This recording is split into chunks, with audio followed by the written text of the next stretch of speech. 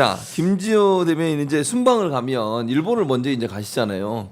일본 가서 어떤 성과들이 나올 걸로 기대하세요, 김지호 대변인은? 여태까지 대한민국 대통령이 미국 순방을 가기 전에 일본을 거쳐간 적은 없죠. 그렇죠. 굉장히 파격적이죠. 파격적인 그러면 왜 이 시점에 이재명 대통령은 일본으로 가나? 일본에 누가 있죠? 누가 있습니까? 이시바가 이시바. 있죠. 이시바를 왜 만날까요? 저는 두 가지 면이 있다고 생각합니다. 뭡니까? 미국이 원하는 동북아시아, 네. 동아시아의 안보의 쟁점은 뭔가? 한국, 미국, 일본이 정말 관계를 돈독히 해서 중국에 맞서자. 그러려면 미국, 한국, 네. 미국, 일본 이렇게만 친하게 지내지 말고 한국하고 일본도 좀 관계를 돈독히 해라. 저는 그런 주문이 있을 거라고 생각하고요. 미국의 트럼프 대통령을 만나기 전에 예. 일단 미국이 좋아할 만한 그런 외교적 성과를 보여주고 딱 가면 트럼프가 뭐라고 하겠습니까? 한국은 알아서 우리 동북아시아의 그런 네. 평화 전략에 잘 따라와 주고 있구나. 그런 신뢰를 가지는 거잖아요. 네네. 지금 사실은 러우 전쟁, 이스라엘 이란 전쟁, 그다음에 뭐 태국하고 캄보디아까지 전쟁을 하고 있어서 전 세계적으로 다 예민해 있어서 국가들이 다 안보적으로도 불안해하고 이런 상황 속에서 한국은 한국의 유일한 동맹이 미국이잖아요. 네. 항상 신뢰를 보여주는 거죠. 우리는 엇박자를 내지 않는다. 같이 간다. 그런 면에서 굉장히 큰 수라고 보고요. 아마도 그 힘을 가지고 한미 정상회담이 성공적으로 치러지지 않을까 그렇게 기대하고 있습니다. 저는 네. 트럼프 시대에 일본과 우리나라가 좀 뭔가 연합해야 될 일들이 좀 많아졌다. 소통해야 될 일들이 많아졌다 이렇게 생각을 하는데 네. 지난 6월 24일, 25일 네덜란드에서 나토 정상회담 열렸었잖아요. 네. 근데 그때 이재명 대통령이 거기 참석하냐 마냐 가지고 굉장히 얘기가 많았었는데 그랬었죠. 국힘에서는 무조건 참석해야 된다. 왜 참석 안 하냐 맞아요. 막 이렇게 얘기를 했었는데 근데 우리나라는 나토 동맹국도 아닌데다가 그때 갔었으면 무슨 이란 규탄에 참여해라, 우크라이나 지원해라 이런 압력을 받을 수도 있는 상황이었었는데 네. 그때 이재명 대통령님이 안 가겠다고 결단을 딱 했어요. 그랬더니 일본도 우리도 안 가겠다 맞아요. 이렇게 얘기를 그렇죠. 했잖아요. 네. 그러면서 오스트리아도 안 가겠다 이런 식으로 우리가 먼저 결단을 딱 내리고 이제 치고 나간 거였었거든요. 그리고 지난 관세 협상 때도 일본이 고관세를 통보받은 이후에 막 이게 조금 굉장히 이렇게 되게 세게 비판을 했었었죠. 네. 아무리 동맹 국가라도 지킬 건 지켜야 된다. 트럼프가 우리 깔보는데 참을 수 없다라고 이제 좀 뻗팅겨 주면서 네. 25%에서 15%로 내렸고 우리도 거기에 맞춰가지고 15%가 됐습니다. 이런 식으로 결국 트럼프 시대에 일본과 우리는 어떻게 보면 비슷한 동병상련같이 비슷한 입장이 참 비슷해서 네. 어떻게 보면 소통해야 할 일들이 좀 많다 이런 생각이 들고 그리고 미국을 상대로 각자 이렇게 이제 합의를 하고 하면서 각자 경쟁을 하려면 이게 제살 깎아먹기가 될 수도 있는데 네. 이제 우리와 일본이 참 이렇게 전략적으로 좀 소통을 하면서 또 이제 미국의 트럼프에 같이 좀 대항이라고 할 수는 없지만 그 관계를 유지를 해 나간다면 조금 더 낫지 않을까. 그래서 우리와 일본 간에 소통할 이야기들이 좀 많아졌다. 소통할 네. 거리들이 많아졌다라고 생각을 하고 그래서 일본을 먼저 가는 게 네. 일본에게도 주는 메시지가 있고 미국에도 주는 메시지가 있다고 봅니다. 양쪽에다. 네. 지금 두 분이 말씀하신 것처럼 기본적으로 일본을 먼저 가서 일본과의 관계가 원활하게 되면 미국 입장에서 한미일 공조라든지 환태평양 지역에서의 어떤 안보의 어떤 협력 이런 부분들은 강화될 수 있는 부분들을 좀 눈여겨 보는 것 같아요. 그런 부분들이 좀 의미가 있을 것 같고 또 하나 이제 아무래도 일본 하면 가장 이제 사실 이제 뭐 논란이랄까요? 그렇지 않아도 지금 시민사회단체에서 이 문제를 삼고 있는데 위안부 할머니 문제 관련해서 예전 정부에서 이루어졌던 합의를 존중한다. 이 발언이 이제 요미우리 신문과 인터뷰를 통해서 나가는 바람에 논란이 좀 있는데 이건 어떻게 보세요? 근데 이제 전제가 있었죠. 네네. 이재명 대통령이 국민들이 납득하기 어려운 외교적 합의를 했다. 전제를 말씀하셨잖아요. 네. 누가 그걸 이해할 수 있겠습니까? 그런데 전 정부도 그렇고 전 정부도 그렇고 대한민국 정부였죠. 이재명 대통령은 사실은 전 정부를 계승한 거 아니겠습니까? 네. 그럼 전 정부가 약속한 것을 현 정부가 뒤집는다? 어떻게 보면은 국내의 그런 반일 감정을 고려한다면 자신의 인기, 네. 지지를 위해서는 국내 정치를 위해서 외교를 이용할 수도 있겠죠. 그런데 이재명 대통령이 국내 정치를 위해서 나는 외교를 이용하지 않겠다. 전 정부의 약속도 현 정부가 계승하는 게 맞다. 그것이 국익에 부합한다면. 근데 뭐 안타까움은 표했고 네. 일본에 대해서 여러 가지 메시지는 냈습니다. 그런 면을 봤을 때 좀 불가피한 부분이 있고 지금 이시바 총리가 일본 정치계에서는 그래도 네. 조금 친한적인 성격이 강합니다. 그런데 지금 그 돌아가신 그 아베 전 총리의 그 따르는 무리들은 굉장히 그 극우적 강성 보수거든요. 이제 그런 사람들이 굉장히 이시바 총리를 현재 공격하고 있다. 네. 그래도 이시바 총리가 현재 일본 총리로 있을 때 한국 우리 국내에 이게 부합하다. 그런 면에서는 좀 힘을 실어줄 필요가 있다. 저는 그렇게 보고 있습니다. 저는 네. 이 위안부와 강제징용에 대한 지난 정부의 합의는 정말 잘못됐죠. 근데 그게 옳아서 네. 인정하고 따르겠다라는 뜻은 아닐 아니죠. 거라고 봅니다. 그럼요. 네. 당연히 잘못된 거였고 바로 잡혀져야 하지만 이걸 무효라고 볼 수는 없다. 이미 이제 전 정부에서 국가 간의 합의가 있었던 거고, 그렇죠. 그러니까 그런 합의가 있었다는 것은 인정하겠다. 하지만 이제 거기서 인정을 하고 거기서 이것을 어떻게 풀어 나갈지를 고민해 보겠다라는 뜻일 것 같아요. 근데 굳이 뭐 이런 얘기를 다 할 필요는 없고 뭐 국가 간 합의였으니까 뭐 그걸 뒤집거나 번복하진 않겠다. 요 정도만 지금 일본을 가는 입장에서 이걸 가지고 갑자기 이걸 문제 삼는다는 거는 별로 도움이 되지 않지 않습니까? 그래서 요런 뜻으로 하신 말씀이라고 생각을 합니다. 기본적으로 사실은 이제 국가와 국가 간의 어떤 뭐 그게 잘못된 것일 수 있는데 뭐 그것도 우리가 의견을 제기할 수는 있지만 이미 국가와 국가 간에 어떤 계약을 맺었고 합의를 했으면 그걸 완전히 무시해버리면 우리 정부는 앞으로 어떤 일도 못해요. 그렇잖아요. 그렇죠. 예. 그 어느 정부가 상대방에 대해 존중을 하겠습니까? 아니 뭐 예를 들어서 A라는 사람이 대통령일 때 합의하면 이 사람 또 나중에 바뀌면 또 뒤집을 텐데 그럼 신뢰가 떨어지는 거잖아요. 이런 차원에서 말씀하신 것처럼 이제 대통령이 원론적인 말씀을 하신 거라고 저는 보고 그렇다고 해서 두 분이 다 얘기하셨지만 기본적으로 징용 피해자 문제나 위안부 할머님 관련된 문제가 잘 됐다고 얘기하는 게 아니에요. 그걸 그렇죠. 이제 바로잡아 갈 수 있는 부분이 있으면 바로잡아가고 사과도 받아내야 되는데 그래서 대통령실에서는 그런 기대감도 얘기하더라고요. 한일 정상회담 지난 98년이었죠. 김대중 오부치 선언에서 통렬한 반성을 했잖아요. 네.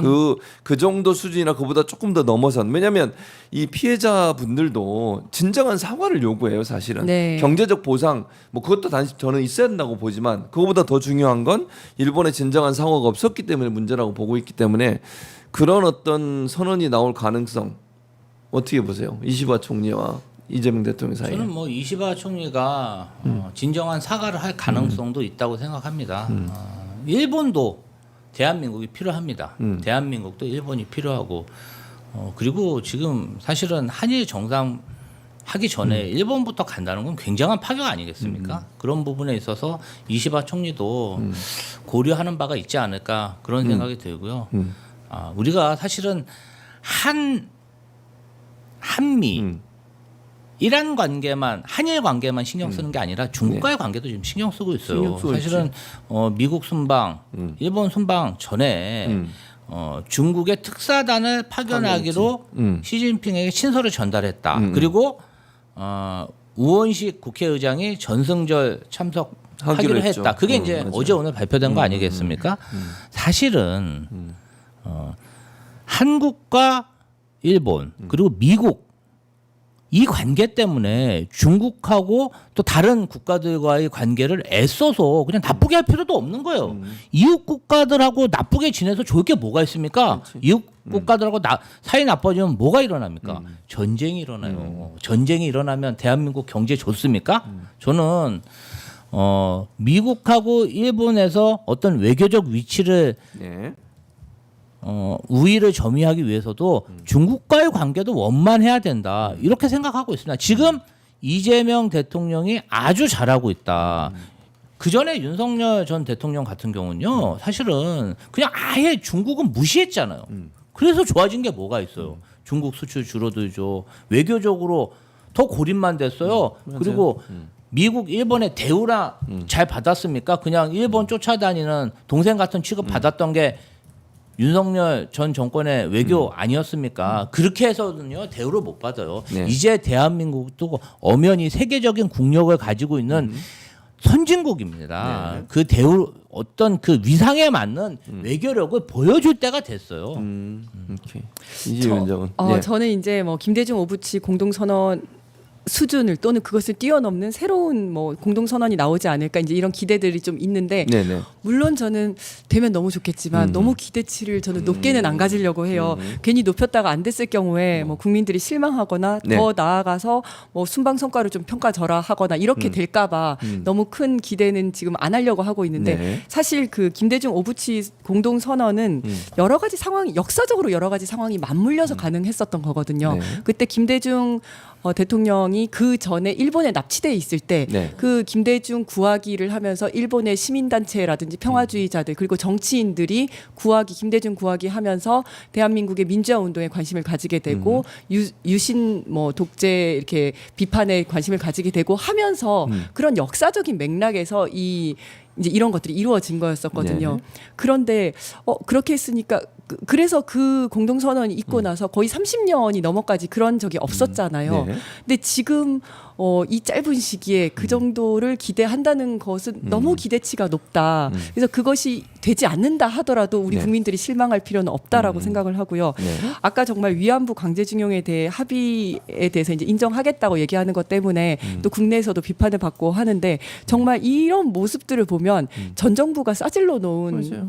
똥을 치우느라고 진짜 고생하신다. 이제 이런 생각이 들죠. 맞아요. 네. 그러니까 말씀하신 것처럼 사실은 이게 다 전 정부 그다음 박근혜, 윤석열 두 사람이 네. 해놓은 일이잖아요. 네, 그 네. 일을 지금 이재명 대통령이 하느라고 본인이 힘든 거죠, 사실은. 이게 참 고생하시는 거죠. 이게 진짜로. 너무 황당하다는 생각이 네. 들어요. 그러니까 우리가 원칙적으로 이 문제를 발생시킨 사람들을 먼저 비판을 해야지. 맞습니다. 이재명 대통령 입장에서는 국가를 운영하는 입장에서 여러 가지를 고려할 수밖에 없다고 생각이 들어요. 네. 뭐 그냥 진짜 개인이라면 나 이거 전혀 인정 못해. 왜 인정을 해야 돼? 이러면서 막 싸울 수 있지만 국가와 국가와의 관계고 국제 관계 여러 가지를 고려하면서 해야 돼요. 맞습니다. 국가를 운영하는 사람 입장에서는 한 가지 관점, 본인의 개인적인 어떤 감정 이걸 자꾸 드러내서 하기가 어렵다니까요. 네, 네. 그런 상황이기 때문에 여러 가지를 고려한 발언이고 조심스럽게 발언을 한 거니까 이게 뭐 물론 당사자들 입장에서 의견을 내는 것 자체를 뭐라고 할 수는 없겠지만 이재명 대통령의 이 뭐랄까요 국정 운영의 고충 이런 부분도 이해가 됐으면 좋겠다는 생각도 있습니다. 그리고 우리가 이제 지금 일본 가는 게 여러 가지 이유에서 가겠지만 네. 정말 전 정부랑 확연히 차이가 나는 게 네. 외교라는 게 힘들다는 건 모두가 압니다. 왜냐하면 네. 국익이라는 게 있기 때문에 가서 얘기를 해서 잘 지내고 싶은 거 플러스 우리의 국익을 또 생각해야 되는 건데 윤석열은 중요한 것은 일본의 마음이라고 하지 않았습니까? 국익이라는 게 그냥 대한민국의 국익이 아니었다라는 생각이 네. 들거든요. 하지만 우리 대통령은 일단 국익 실리주의 외교라는 분명한 노선을 가지고 가시기 때문에 정말 뭐 전 정부랑 비교도 해서는 안 되지만 어쨌든 저는 뭔가의 성과를 가지고 오실 거다라고 믿고 있습니다. 그러니까 미국을 방문하게 되는데 미국은 윤석열이 지난번에 바이든 날리면 때문에 또 엄청난 논란이 됐었고 네. 거기 보니까 뭐 조사한 내용 언론에 보도된 내용 보니까 바이든 날리면도 윤석열이 격노해가지고 그렇게 됐다 이런 얘기가 나오더라고요. 네. 아유, 어쨌든 그런 이제 엉망진창의 외교를 했던 윤석열과 다르게 이제 방미가 이제 되는데 일본 거쳐서 미국 가는데 트럼프와의 관계 또는 뭐 한미 간의 관계 이런 부분들에서 성과를 좀 내고 오셔야 될 텐데 김주호 대변인 어떻게 전망하세요? 그러니까 윤석열 전 대통령이 바이든 날리면을 했을 당시의 상황을 보면요. 네. 결국은 그냥 급작스럽게 외교 일정을 잡은 거예요. 그러니까 정상적으로 협의를 해서 방미 일정을 잡은 게 아니라 본인이 그때 한참 이태원 참사로 국내 정치 그다음에 국내 대한민국 국민들로부터 지탄을 받으니까 뭔가 인기를 끌어올릴 수 있는 방향을 잡아서 갑작스럽게 방미를 했고 그런데 갑작스럽게 방미하다 보니까 바이든 대통령하고 정상회담이 잘 안 잡힌 거 아닙니까? 그래서 그냥 행사장에서 그냥 이렇게 한번 몇십 초 인사하고 가는 그러한 꼴불견을 연출했고 네. 그것이 멋쩍으니까 제가 참 방송에서 이런 말씀하기 그렇지만 이상한 욕설 EXX 욕을 하면서 바이든 쪽팔려서 어떡하는 이 얘기를 그냥 이제 자기가 민망하니까 얘기한 거예요. 그게 녹음이 됐고 그게 전파로 나가니까 뭐 경로하고 막 MBC한테 소송 걸고 이렇게 벌어진 거 아닙니까? 그래서 인기가 더 떨어졌어. 인기를 만회하려고 갔다가? 미국 갔는데 네. 되지도 않는 정상회담 추진하다가 망신만 당하고 네. 또 그냥 자존감 높이려고 측근들한테 그냥 쓸데없는 얘기했다가 그냥 완전히 이상하게 된 거 아니고 외교를 이거는요. 네. 야 진짜 그렇게 하라 그래도 못하겠다. 그냥 그런 생각이 들고요. 아 정말 그 윤석열 그 3년 동안 대한민국의 국격은 한없이 떨어졌다. 뭐 이게 어떻게 보면은 뭐 시정 잡배들, 뭐 양아치들이 하는 행태를 대한민국 정상이 밖에 나가서 저러고 다녔으니까 얼마나 창피한 일입니까? 아이. 그래서 이지은 위원장은 이번에 이제 여러 가지 사실은 이제 한미 정상회담을 하게 되면 방위비 분담 문제라든지 네. 관세 문제에 대한 후속 조치 이런 문제들이 사실은 어려운 난제들이 많아요. 그렇죠. 어떻게 될 네. 거라고 전망하세요? 저는 잘 해내실 거라고 생각을 하는데 지난 그 관세 협상 때 네. 우리는 이제 뒤늦게 알게 됐지만 마스가 모자라든지 아니면 그 전에 미국산 쇠고기 네. 그 수입할 때 집회했었던 사진을 갖고 간다든지 이런 디테일한 것까지 다 준비를 했었잖아요. 네. 얼마나 고민이 많았을까. 그리고 그 뒤에 이재명 대통령께서 이걸 하나하나 다 챙기셨다는 거 그렇죠. 아닙니까? 그래서 지금 우리에게 이렇게 나오고 있지는 않지만 네. 지금도 그 트럼프와의 협상에 관해서 엄청나게 고민을 많이 하셨을 것 같고 그럼요. 또 최근에 무슨 트럼프에 대해서 온갖 이야기들이 나오더라고요. 한미경제연구소 소장은 트럼프가 앞에서 잘못된 수치를 이야기하더라도 거기서 바로 잘못됐다라고 고치지 말고 가만히 있어라. 뭐 이런 식의 충고 제언을 했더라고요. 그러니까 그 앞에서 뭔가 당신이 잘못했다라는 걸 이야기를 하면 네. 이제 기분이 나빠진다는 거죠. 그래서 그거는 뭐 나중에 해야 되고 이런 걸 보면서 야 진짜 이렇게 협상하고 이야기하기 힘든 상대다. 이런 트럼프가. 것까지, 네. 이런 것까지 다 감안해 가면서 이제 고민을 해서 나가셨을 거라고 생각을 해요. 그래서 우리 대통령님의 능력을 믿고 싶습니다. 네. 네. 어쨌든 그 윤석열의 그 아까 김조 대변인 얘기했듯 짧은 그 뭐 1분도 안 되는 시간이었잖아요. 그거 하면서 제대로 정상회담도 못 하고 오면서 욕설, 그다음에 바이든 뭐 쪽팔려서 같은 이런 말까지 하고 국격을 완전히 상실시켰던 윤석열과는 다르게 이재명 대통령 반드시 좋은 성과를 내고 올 걸로 기대를 하고요.